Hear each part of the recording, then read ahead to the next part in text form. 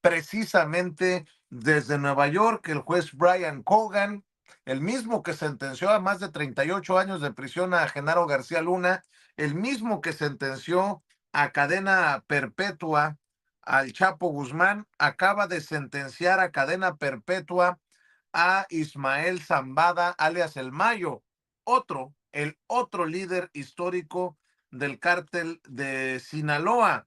Acaba de surgir información precisamente sobre este tema.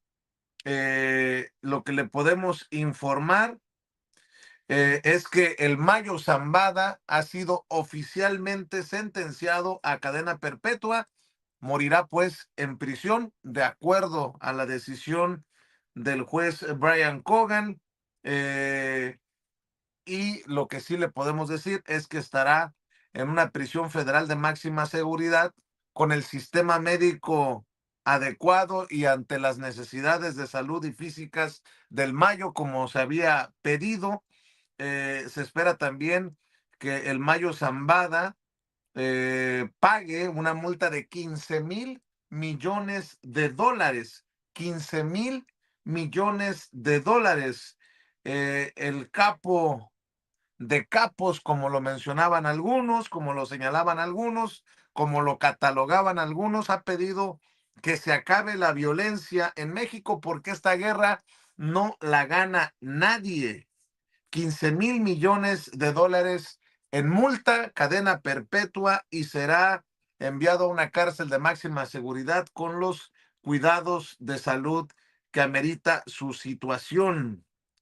Se espera también que provea información sobre su imperio construido a lo largo de décadas.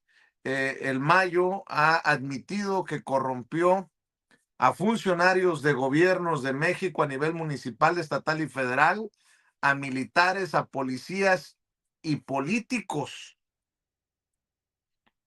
Así que estamos revisando la información que sigue circulando sobre esta sentencia.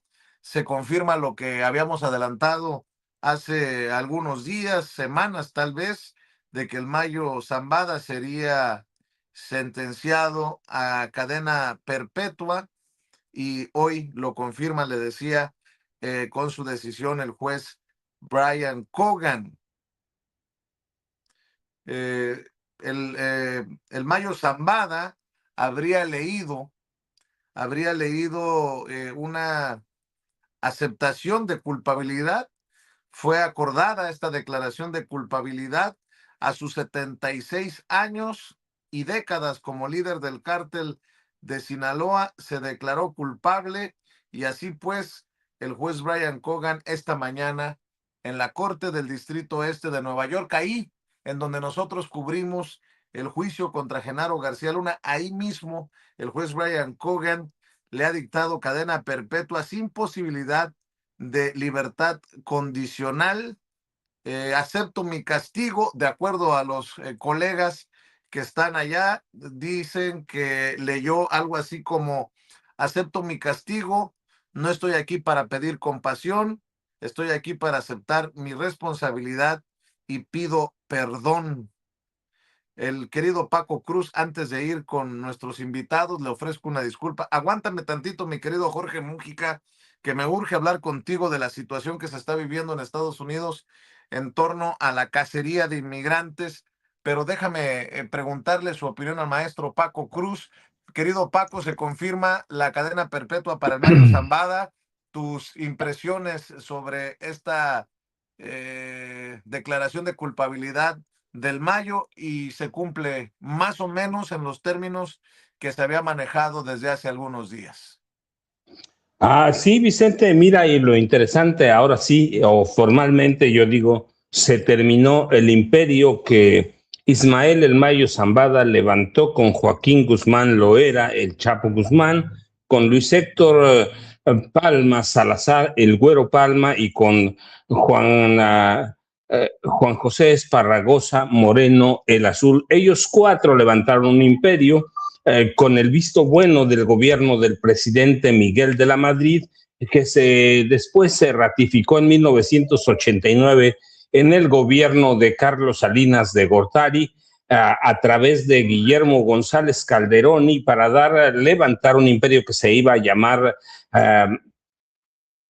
Cártel de Sinaloa o Cártel del Pacífico, un cártel que se levantó con el visto bueno de dos presidentes de la República, Vicente, pero además después se siguió y hoy formalmente está derrumbado. Ya habíamos dicho en otras ocasiones, el cártel de Sinaloa ya no es lo que era, ya no es lo que fue en un momento, ahora está dividido en varias células. Dos de ellas, una encabezada por los Chapitos, los hijos de Joaquín Guzmán Loera, el Chapo Guzmán, la otra encabezada por el hijo de Ismael El Mayo Zambada, Ismael Zambada Siqueiros, y la otra encabezada por un hermano de Joaquín Guzmán Loera, pero ya no es el cártel de Sinaloa que conocimos, todopoderoso, y hoy se derrumba totalmente un hombre que ayudó a construir un cártel que se apoderó del tráfico de drogas por lo menos en 40 países, Vicente. Así que hoy termina formalmente y lo que vemos ahora en el cártel de Sinaloa son células que operan como muchos cárteles que empiezan a desintegrarse. Así que se acabó una era, Vicente, así que esperemos, ya esperábamos la cadena perpetua, habíamos dicho, Mike Vigil aquí lo dijo muchas veces, cadena perpetua, pero no van a pasar 10 años porque a lo mejor no los aguantan ni con el cuidado médico. El mismo Ismael El Mayo Zambada dijo que tenía problemas graves renales, no solo que la diabetes era una cosa, pero que tenía males renales y que por eso necesitaba una prisión de máxima seguridad con cuidados médicos, que eso difícilmente te lo conceden, Vicente, a menos que hayas llegado a un acuerdo con las autoridades de Estados Unidos. ¿Cuál fue el acuerdo? No lo sé, pero yo insisto, todavía dudo del secuestro, pero bueno, hoy se derrumba un imperio con dos de los mayores o dos de los fundadores presos en Estados Unidos, los dos condenados a cadena perpetua, el otro muerto, por lo menos esa es la versión que más se acepta, la de Juan José Esparragosa Moreno el Azul, y el otro ya Luis Héctor El Güero Palma Salazar, prácticamente con muchos problemas de salud y con problemas mentales, Vicente. Así que ya hoy no podemos hablar del cártel de Sinaloa como era, sino de células, sino de facciones, un cártel fragmentado que, como quiera que sea, es un generador de violencia con sus tres células, Vicente. Así es, Paco. Estoy leyendo algunos periodistas, entre ellos leo a Arturo Ángel, con las reservas que eso significa. Tengo muchas diferencias con este periodista, pero me llamó mucho la atención que dice que antes de recibir la condena, el abogado del Mayo, Frank Pérez, dijo: mi cliente no está cooperando con los fiscales, no está acusando a ningún funcionario, no ha hecho tratos, él acepta simple y llanamente su responsabilidad. De hecho, tenemos imágenes, sonido de cómo llega Frank Pérez temprano a la corte del Distrito Este de Nueva York, allá en Brooklyn. A ver, mi querida Marvel, a ver si lo tiene por ahí. Cómo llega Frank Pérez.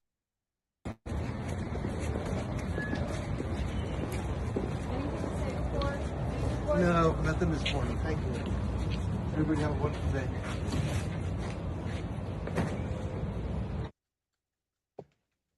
Llegó sin dar grandes declaraciones, pero antes de la sentencia asegura que su cliente, el Mayo Zambada, no está acusando a ningún funcionario, no ha hecho tratos y que esto se convierte en básicamente una aceptación de responsabilidad, así, simple y llanamente, aunque la experiencia nos diría otra cosa, lo que hemos visto en otros casos, querido Paco. No, Vicente, no, yo estoy de acuerdo. O sea, Ismael El Mayo Zambada no va a hablar. Él lo dijo claramente, no voy a denunciar a ningún funcionario, no voy a hablar de lo que sé, que sabe muchas cosas. Él sabe cómo el presidente Miguel de la Madrid le dio el visto bueno, sabe cómo Carlos Salinas de Gortari negoció con ellos, sabe es decir, es la historia del narcotráfico moderno en este país a partir de 1986, 87, 85, 86, aunque el cartel de Sinaloa nace en 87. Sin embargo, queda un pendiente el dinero, Vicente. ¿Cuánto dinero tiene el Mayo Zambada? Haciendo cuentas con todo lo que ganó, sí, que porque habla la fiscalía de lo que ganó, él puede negociar que, bueno, primero tiene la clave para decirles a dónde está el dinero.